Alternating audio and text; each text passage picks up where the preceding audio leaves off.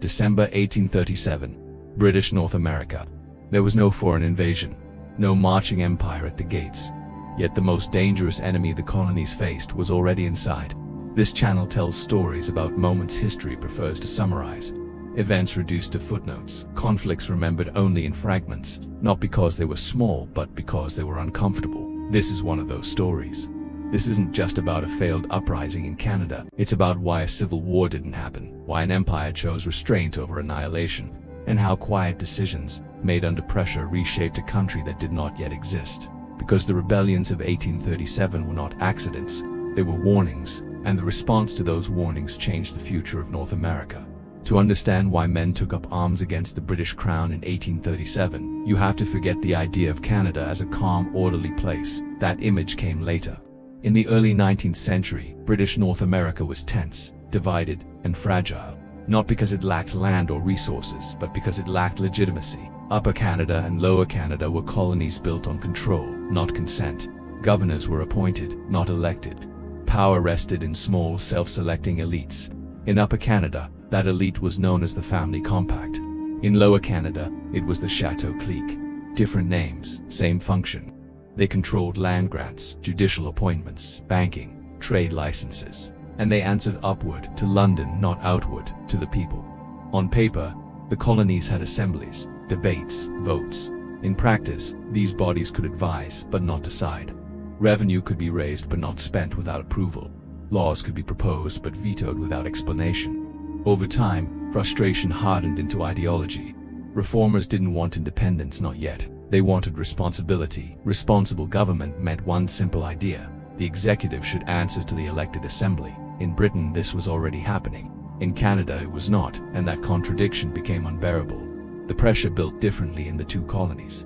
In Lower Canada, the conflict was cultural as much as political. The majority population was French-speaking, Catholic, and deeply rooted. The ruling elite was English-speaking, Protestant, and commercially connected to Britain. Economic power flowed through English hands. Political power followed.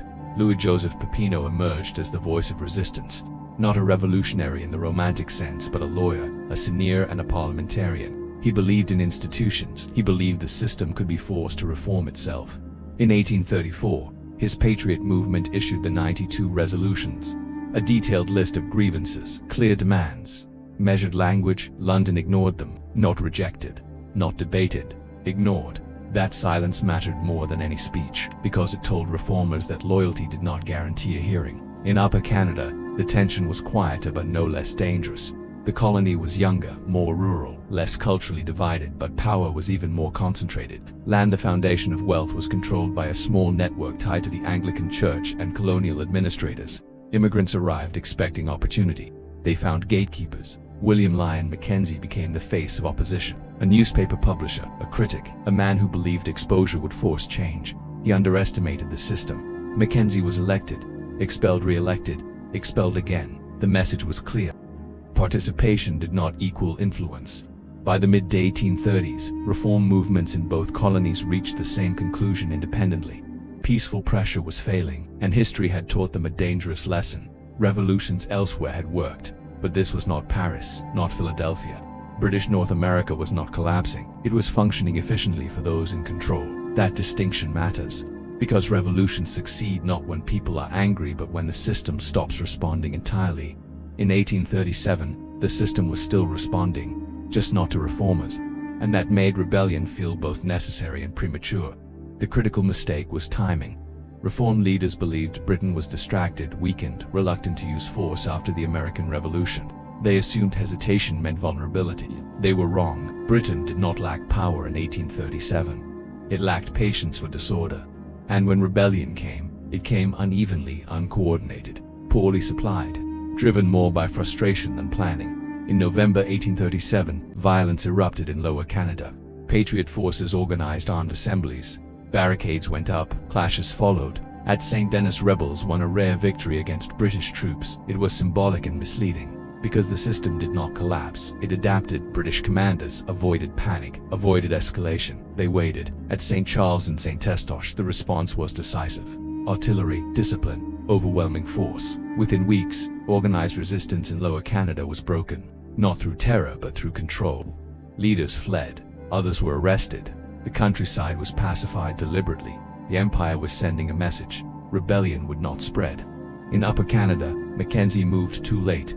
By the time he called supporters to arms in December, momentum was gone. His force gathered at Montgomery's Tavern outside Toronto. They waited, argued, hesitated.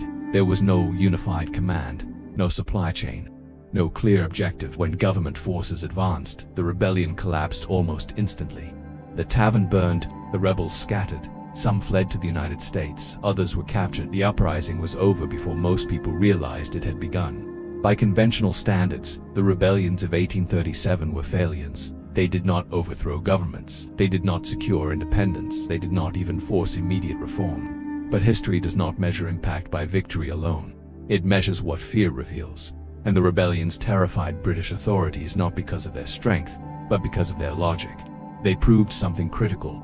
The colonies were not stable by default. Loyalty was conditional, and force alone could preserve order but not legitimacy.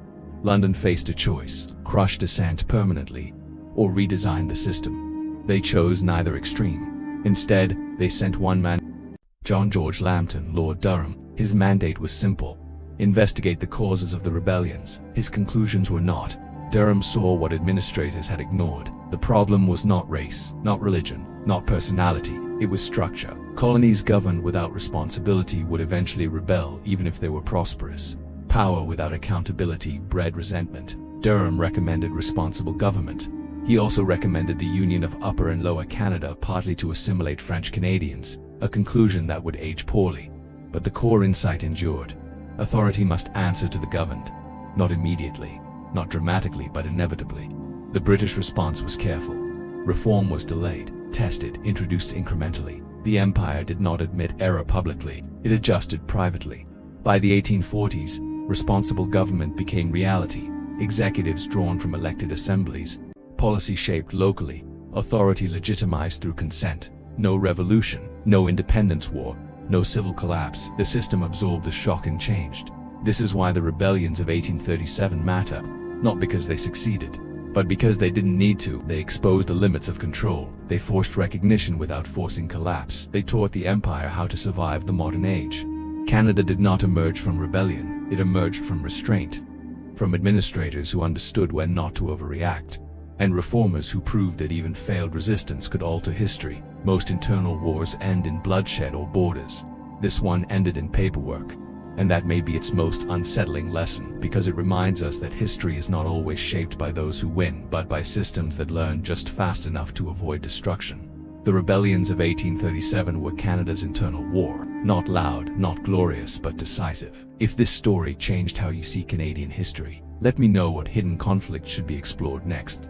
And if you value serious, patient storytelling like this, consider subscribing. Some histories don't shout, they wait.